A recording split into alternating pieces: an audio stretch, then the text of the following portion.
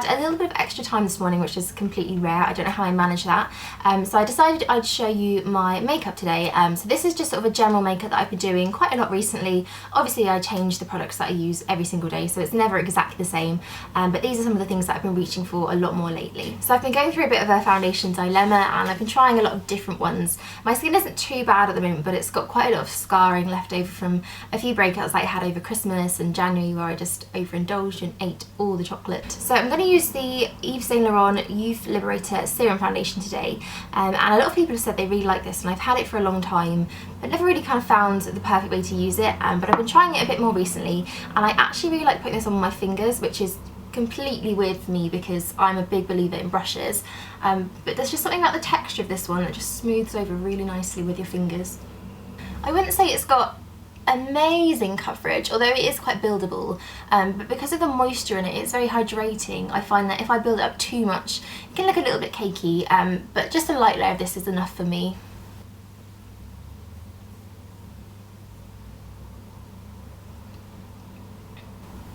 It's got quite a lot of scent to it. I don't know if it's fragrance, but that's something that always kind of worries me slightly with foundations, because I don't want them to irritate my skin. So if you have quite sensitive skin, probably be aware of that. And then as well, I like to just take what's left on the back of my hand on the brush, just to make sure there's no kind of harsh edges, that everything blended in nicely.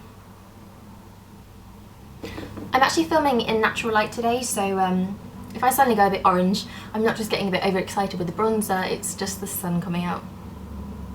So onto concealer, and I've kind of been using 3 altogether, and I've just found a nice balance between all of them. So the first one is the Bobbi Brown Corrector. Of course, this is just standard for my everyday makeup, and I just put a dot under each eye just to kind of combat the darker circles under there.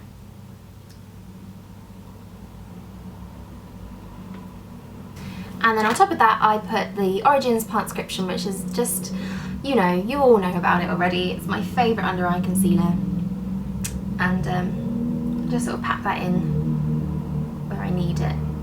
And then for the third step of concealer, I've been doing a bit of Lisa Eldridge-esque pinpoint concealing with the Laurent Mercier Secret Camouflage, and I find this is nice because it's got quite a solid texture. It's not creamy at all, so it's really great for covering up little blemishes, little patches of redness. So I just take that on a really small brush, dab it onto the area I want to cover, and then just pat it in with my fingers. And I find I prefer that than using a lot of concealer all over, just to cover up one little spot.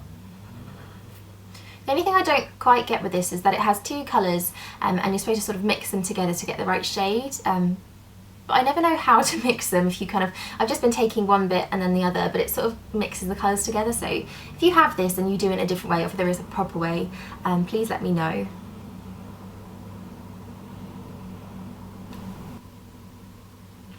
I've got so much redness in my skin at the moment. I think it's just lots of kind of leftover scarring from blemishes that I've had, and just general bad skin at the moment. I don't know what's going on.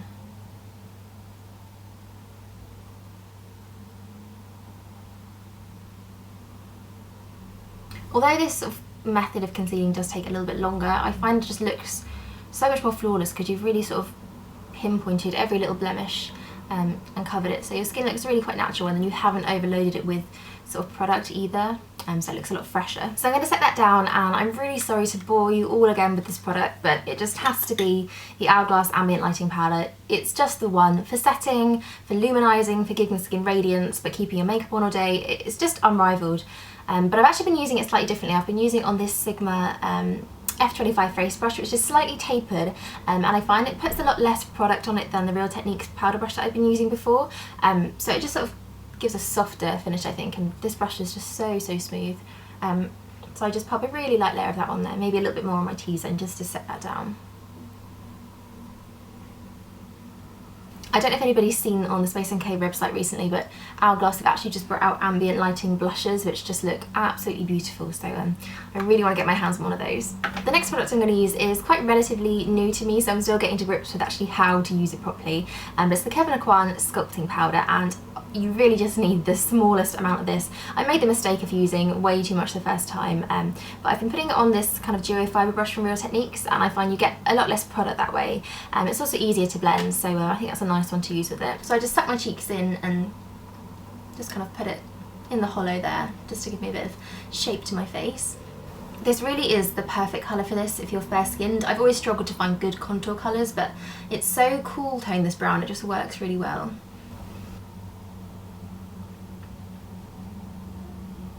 And then I also take just a little bit on my temples.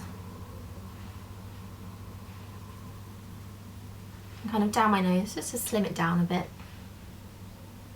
I'm going to use the Fratboy Blush from the Balm, and I've been getting so back into using this. It's just the most sort of creamy textured, super pigmented, beautiful pink peachy blush, and I've actually rediscovered quite a lot of old products that I've had for a while since filming my 2013 favourites, so it kind of really reminded me of all the great things that I already own. And this, I just find, is kind of like a fail-safe blush. If I'm not sure what I'm wearing, if I don't really know what colours to pick, if I go for this one, it just tends to go with anything. And then also from the Balm, it has to be the Mary-Lou Manizer Luminizer. It's just the perfect highlight. Again, it's just super creamy texture, even though it's a powder, and kind of the glow this gives you is just unrivaled. So next I have quite an exciting product to show you, and this is the Anastasia Dipbrow, which is basically a gel liner for your eyebrows, which I think is just really, really clever. This stuff, however, is super, super pigmented, so you need a really light hand, and I use it on this little synthetic angle brush, which also has a spoolie on them, which is really handy. This is from Crown Brushes, but I just take a little bit on the brush and then pretty much take off most of it on the back of my hand. You can see how pigmented, how much colour that has. So I leave just the tiniest bit on the brush, and then I start on the arch of my brow where I usually like it to be the darkest. So I just use little strokes and build it up. And this gives such an amazing, precise brow. It's such a great product.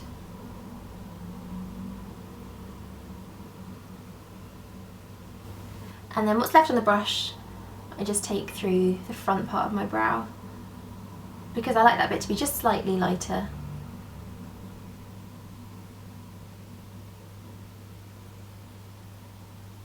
And then if I need to fill in any little gaps, I just take what's left on my hand and just add it to the brush.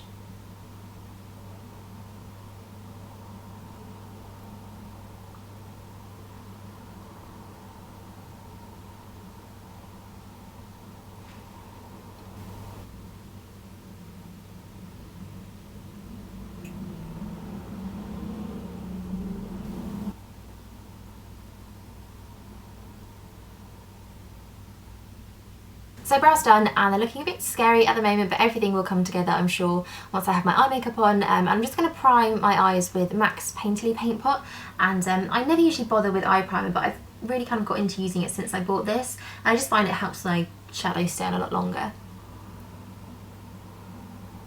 And then onto the exciting bit, I'm going to be using the Urban Decay Naked 3 palette for my eyes, and whenever I open this I just get so overwhelmed with all the shades in it. There's so many beautiful colours, but I think I'm going to go for more of the brownie shades today. So I think I'm going to start by using Liar all over the lid, which is just a soft sort of taupey brown colour.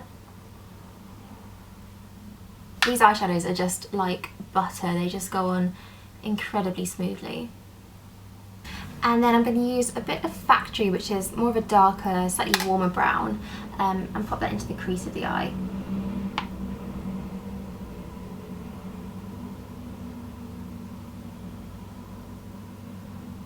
I think it's really nice how even the darker colours in this palette have this really subtle undertone of kind of pinky purpley in them, which I think is really pretty.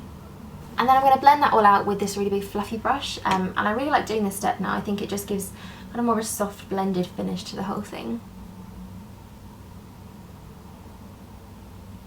And then I'm going to take the colour Dark Side, which is kind of like this greyish, dark purpley brown, and just sort of use it as an eyeliner by smudging it into the roots of my lashes, just to give them a bit of definition but without looking sort of too harsh like a liquid line.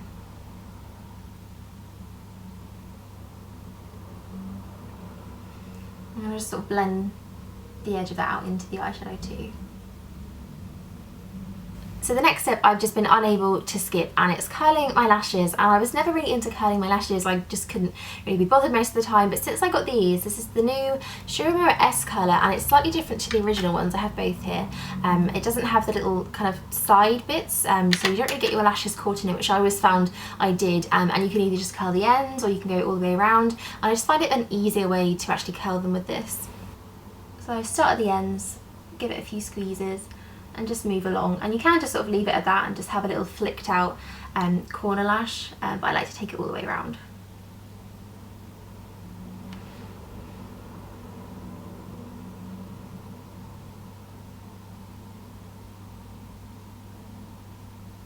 The sun is so bright at the moment, it keeps coming in and going out, so I'm sorry if I'm completely washed out for most of this. But for mascara, I'm going to use the L'Oreal Miss Manga mascara, and I kind of had a little bit of a mini rave about this in the haul that I mentioned it in, but I love it. I just absolutely think it's incredible. It's such a great mascara, and I don't really love a drugstore mascara. I find they kind of are a bit clumpy, or they don't have the greatest brushes, but there's just something about this that I just love. I find it to be quite volumizing rather than lengthening, but that's what I sort of prefer because I've got relatively long lashes anyway, and I don't like to make them too long looking because then I find they look a bit false almost, but just really building up the volume is what I like to do. And then I take this on the bottom lashes too, and as I mentioned in my other video as well, I found this really doesn't smudge on me at all, which is just amazing because most mascaras do.